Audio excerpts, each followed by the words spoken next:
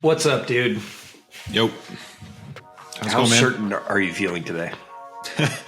Is anyone ever really certain about life and business and family? And there's a lot of uncertainty, right?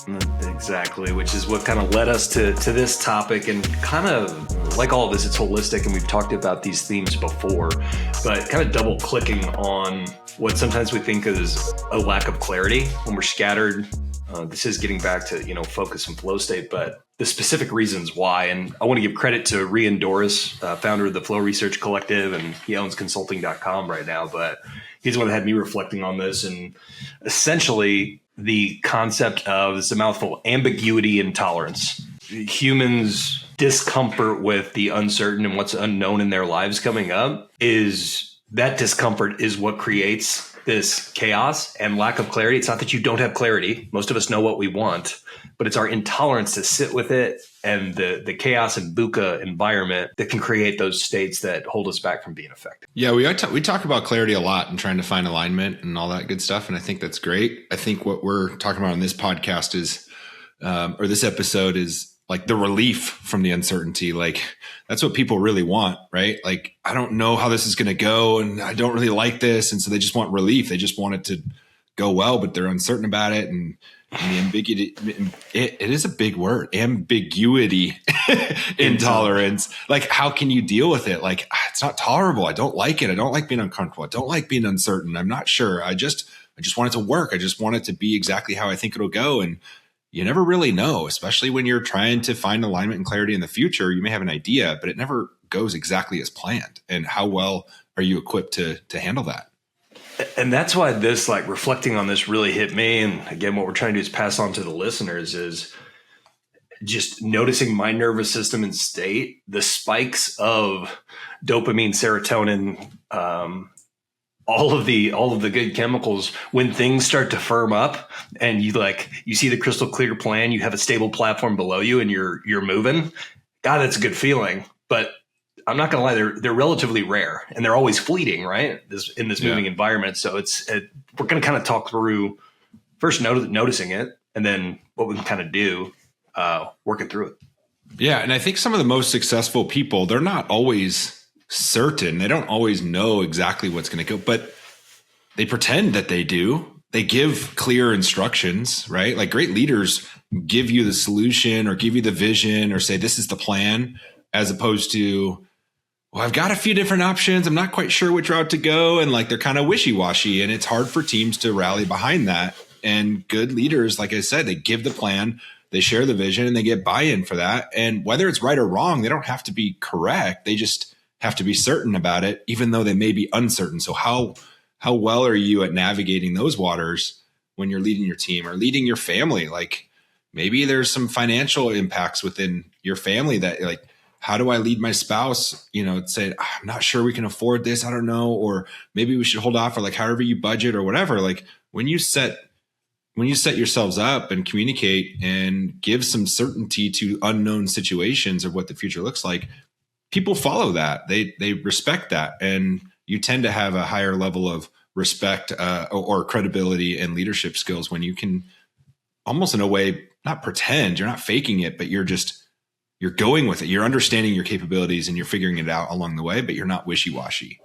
And people don't like being around people who are wishy-washy. Like flakes are the worst, like how many times you run into somebody and they're like, I don't know. I don't know. It's like, well, come on, man. Like, what do you think? Like, tell me what should we do? You mean people that want to go for a long phoneless walk when they have a podcast scheduled? Yeah, exactly. That's what happened this morning. Also got a call out while we're on this. Is there anything more certain than showing up to the podcast wearing almost the exact same thing? We are wearing the same thing. We got the black video, shirt. This was unplanned, and I didn't even think about the flow call out. But that brings us back, and I'm trying not to bring every conversation back to flow state, but it is what we're trying to get to. Full presence, clean momentum, and effort without friction. And as soon as you throw uncertainty in, that is when all three of those areas are blocked. When our attention is consumed by an unknowable future, the brain can't stay in the present. And so this is back to those concepts of having a plan, reducing the external, with both with your mind and your environment, and then locking in to the task at hand that you've planned out. Let's see. Planning is one of the best things we can do, even if that plan's gonna. There's plan B, C, D. Even if that plan goes to crap, it gives you the mindset of at least I have a direction and a point in the right way. Well, that's just it. It's the compass, right? It's the North Star. It's like having a path, right? Defining what that looks like. And then you're going to have uncertainty along the way, but just knowing that you're going to remain on the path because some of the other things that you've accomplished or things that the evidence that you've had from previous experiences or whatever. But isn't like intolerance to ambiguity, like ambiguity? I'm going to struggle over this word every time. We'll get it by the end of the podcast. It's a tongue twister. But isn't some of that like intolerance? Isn't it necessary? Like you can't always act in certainty and always seem like you're certain about everything. Like I think it's still like to kind of push back on this idea. Like I think it's still important to ask clarifying questions and really dive in to what, like, and even if the other person or you personally don't know, being okay with that discomfort is in turn giving you the confidence that you're going to be fine. It's the ones that like you're stressed out because you're uncertain and you can't even function because you just don't know. And you're not taking any action, which is worse than taking action in the wrong direction. At least you're learning something. Right. And so I think that's part of this intolerance. Like you have to, it's good for you to have this intolerance, but it's also good to be tolerant of it. It's how you learn about yourself and where you're going and your business and your family and whatever. You've got to take those actions in uncertain times. And Rian talks about that being a trap for high performers specifically. And honestly, it's almost, to me, the mediocre question. How often do we hear where do you see yourself in 5 years?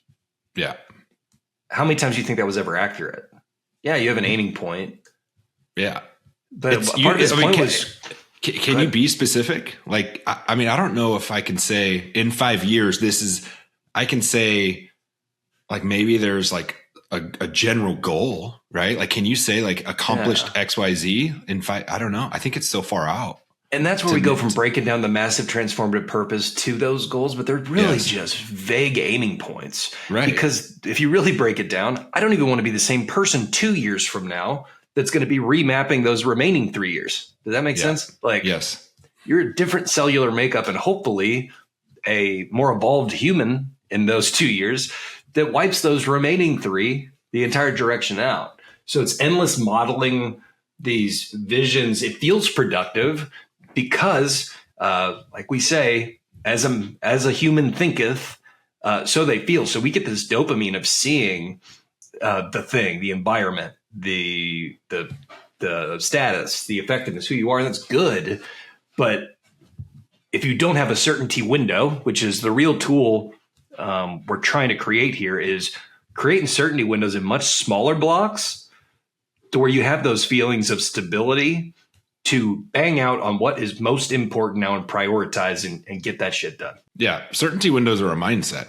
Like they're not like you don't have all the facts. Like you're creating this mindset of like, okay, I have enough information that feels available to me in order to take action. I got to create these certainty windows. And how do I do that? Like, especially in a new experience, like let's say you're starting a business and you've never done it before. How do you create a certainty window around that? Well, I know I'm good at sales. I know I'm pretty good at figuring things out. So I'm pretty certain that I'll at least be able to accomplish what I'm trying to accomplish in the first year. And then I'm open to asking for help or partnering or finding resources or whatever. I know I have these capabilities. So I've created this little certainty window that, yes, I can make the leap, even though the odds are against you. Like most small businesses fail within the first 5 years. But you can create this certainty window based on enough information of what you've accomplished thus far, maybe not in that specific environment. But now you've led yourself to believe that you'll be able to nail that target or hit that vision or whatever. So yeah, it's a mindset, dude. Like there is no plan B when you create these certainty windows because you're just going to go for it. And then you pivot and learn along the way. And for our more left brain listeners that are looking for, okay, this sounds ambiguous up to this point. Rian, like a more solid, concise definition is a certainty window is a bounded period of total conviction. We know what we're doing in a usually 6 to 18th month period. So there's our starting point to get the mind flowing. What is this certainty window there? This is the thing. Everything else is out. Power of no, like leaning back into this is the thing. And of course, it's going to be not just one thing, even though we should be aiming toward single tasking one thing at a time. But these are the things that I'm mapping to for the next 6 to 18 months, whether it's in my business, my health, my relationships. They're non-negotiables. We're setting that standard. And then whatever time frame we set on, we're going to map with metrics, KPIs, and hopefully the results that you're seeing in your life at the end of that certainty window. And then let's reset, audit, and take a look at another certainty window. So this may be common sense to some people. For me, this was a good reframe of when we look at timelines where we want to be, comparing ourselves to the goals we set in our last period with our quarterlies and annuals.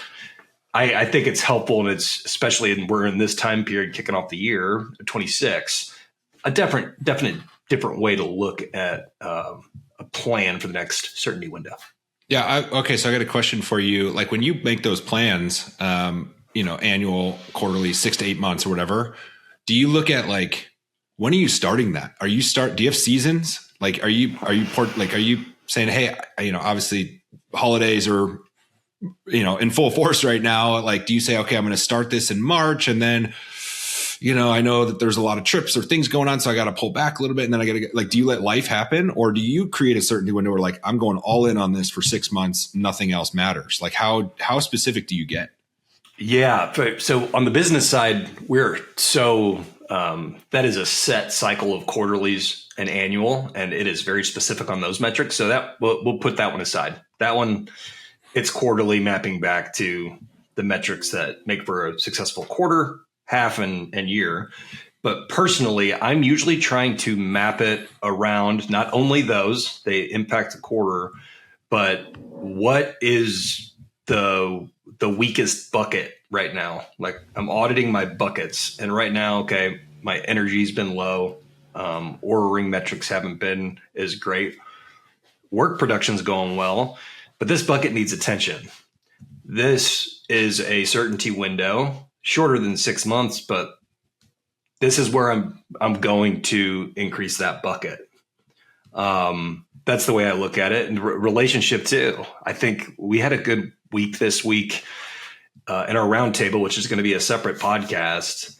But I started noticing things about that bucket, and that there needs to be a certainty window put in there. And I tell you what, ChatGPT and what I've written up from measuring this and allowing me to check in on certain time points has been extremely helpful too. What about you? How do you look at it as running a business as an entrepreneur? Your cycles are standard too, especially being in the payroll business, but how do you look at it between work and your different pillars?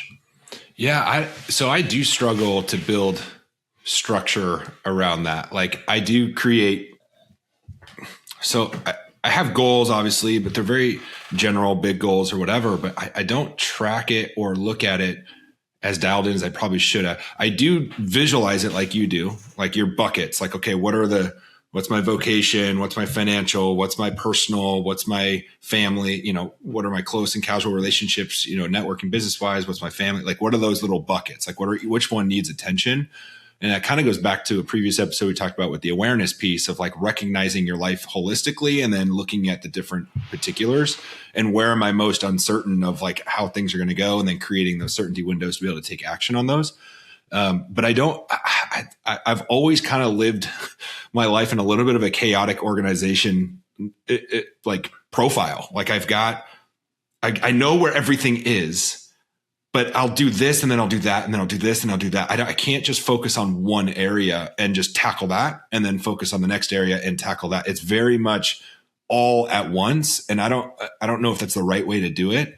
But like, for instance, right now, like like I'm very much into trying to develop generational wealth and legacy for my family.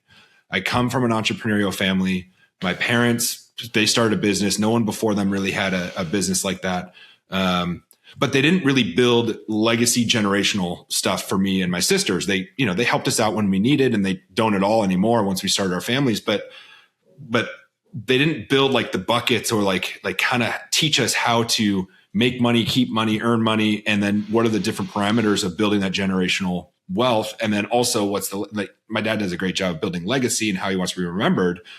But I want to take it a step further and teach my kids business while they're young, and teach them entrepreneurship, and teach them the strategies that will allow for longevity, and what are the vehicles for that. And so that's a bucket that I'm really focused on right now, primarily because of all the things I've learned being a business owner and the different partners that I have. And like now I have the possibilities are there and the capabilities are there. And so I'm putting those into action. And now my kids are older, teenager and preteen, where I can start teaching them this stuff. So it's a lot of fun for me. So that's kind of where it's uncertain future. You don't know what this looks like. I've never done it. I've never been taught it, but I'm just going after it and building this.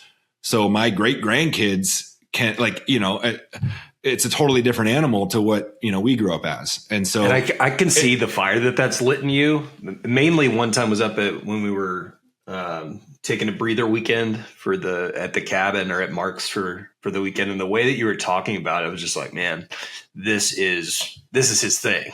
Like, yeah. I could tell, and I knew it always was, but the way you were articulating it, I was like, oh wow, he's really put some certainty windows in on this being a priority, because you don't want that ambiguity for Jack and Victoria. Correct. I want them to have the foundation, but I'm putting it in vehicles. It doesn't allow them to, it doesn't allow them to lose it, or to be irresponsible with it or whatever. It's all through education. And honestly, I'm saving and doing things more for them than I even doing for myself. Sometimes I'm like, shit, maybe that was a little too much, but it doesn't matter in my eyes. Like, this is what I want to do, and this is what I want to be. So that's the certainty window that I'm creating right now. And that's what I'm really focused on, is building in the Oppo Flow mindset into this. What are all the different creative opportunities that I can discover and build right now that follows that path of developing generational wealth and legacy and all those good things. That's what I'm really focused on. And that's the certainty window but I don't know how to do it in a like structured sense. It's like, I got to do this over here, and I got to do that over here, and I got to focus here, and I got to do this. And, you're building so many different things. My brain's just always fired in that complex way. I don't know how to just go stay in your lane, finish the project, stay in your lane, finish the project. Like, even when I set up new payroll clients, I'm setting up this client and this client and this client and this client all at the same time, doing different things, not just let me go to finish this one and then finish this one and then finish this. It doesn't work that way. I can't focus like that. It's not one single lane. I have like 50 highways going at the same time. I can, but it takes the perfect environment and cave day setup. Like, you have to have to single task and to work through something methodically like that. There can be no outside distractions, which oftentimes is not the world we live in. Like, there are fires to put out, and there are things that you have to run in parallel. And that's been the battle for me too. It's led me to the Flow Research Collective, how to do better work and do these things. And that's a lot of the criticism is, yeah, this works. When you hit these slots, it's amazing. But some of it kind of requires a perfect environment and not the other life distractions, the other pillars of life that are going to show up. So that is a criticism that comes across and takes a ton of discipline in rewiring how you work. Yeah, for sure. And I think if it works for you, that's what's best, right? Like, everyone's going to be different. But getting back onto this ambiguity topic, like, is there anything worse than like you're working with somebody, or maybe it's your spouse or whatever, and you get a text and it's just like, it's not clear. Like, what do you want? Like, what do you want for dinner tonight? And it's like, I don't know. Like, all of that. It's like, oh my gosh, make a decision so we can just move forward. Oh my gosh. I'm guilty of that. And it's like, I think for me, we are so on the same page often, just in our household. I'm using Paul as an example. That's the worst thing you can do, is assume they can read your mind. Yeah. And that's where I fall into the trap. It's like, nope, treat this like, it's back to treating the relationship like a business, clear communication with expectations that are clear. We're going to get into that a little bit more in a different episode based on the meeting we had this week, but you nailed it. It's the worst. You're just kind of guessing.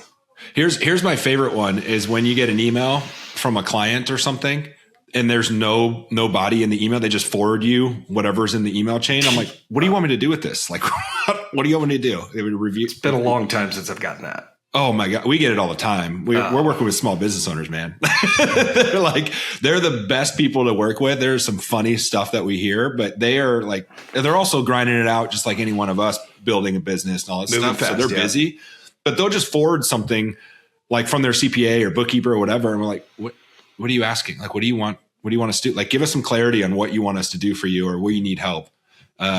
We get that. It's funny. We'll get that a lot. So there's a lot of ambiguity in terms of like customer service and support. Like, you get this stuff from clients. So then you're responding back for those clarifying questions, because sometimes it is frustrating when you get those emails and you're like, I don't know what I'm supposed to do with this. And it just distracted me from the flow that I was in working on this project. And now I got to go back and ask these questions. And it happens in internal team members too. Like, we're all busy. And so when we're on teams or whatever, like, clearly state, like, what do you need? I'm here to help. I'll help you, but I need to know what you need or like what your questions are, as opposed to this isn't working or whatever. And we have to, okay, well, what's not working? Like, send me exactly what you did. Right. And so we have to work and develop the team that way to kind of give more clarifying steps so we can all move quickly through the day and get through that task. But yeah, there's a lot of, and it's usually just because you're busy. You're just trying to like get it off your plate and like, I just need you to figure this out, but you can't read your mind. Like, no one can read your mind, like you said. So I don't know what you need. I'm here to help, but I don't know what you need. What do you want? I'm just thinking about The Notebook. Yeah. What was that movie? Yeah. Want? Ryan Gosling. Ryan Gosling. How many memes are there for that when it's the dinner question, right? Because it's human nature. It's just human nature. Well, I think as we're wrapping this up, the listeners, keep your vision in mind. Not saying not doing that, but your vision can span decades. Your certainty windows are going to get you through those decades and get you close to your goals. You don't need to solve the next decade. What's your next certainty window as we're in kind of that season or approaching it? And what would change if you committed fully to that certainty window on exactly what you want and got super organized and dialed in? Also want to just credit Doris for prompting this reflection and topic. Love passing this stuff forward. And But yeah, I agree. That's the pod. Find the clarity when in uncertain times, create those certainty windows so you can take action, feel confident about it, whether you know it or not. Be clear, pretend to have the answers, even if you don't, but it's a good answer. It's something that you guys can learn together, and just, navigate this crazy, uncertain world with the vision in mind. We'll be back at you next week. That's a bamboo banger.